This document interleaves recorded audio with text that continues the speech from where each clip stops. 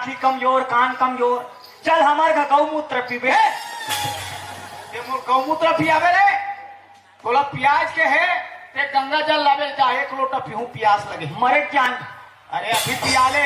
Meeting होते हमारे घर। का तोर सांझे बिहाने मीटिंग है रे। मैं सियाने सियाने सकलत हूँ। तुम्हारे घर होते हाँ हमारे घर खास करके। हाँ हाँ ऐसा में नहीं जाऊंगी। काबर उधर ही गए रहे हम बाबा। हाँ। रचारच पड़ गए हम और कन्या कुपर धर ले आज ले नहीं सोच। अरे वैसा बात न है ना। ये लड़का वाला देखा था। हाँ ए मन खेला गिल्ली। मत खेलो बेटा हो आंखी कान पड़ जाते है। और वैसे डंडम मारिस पटेल गिल्ली ला।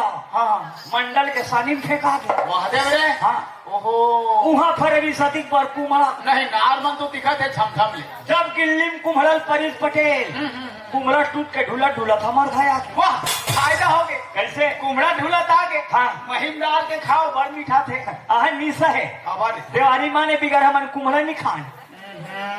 ओकरे फैसला करना है पटेल। काकर कुम्हड़ा है काकर तुम आए। अरे कोतवाल ना नाम कुमड़ा तुम अब मीटिंग रखा।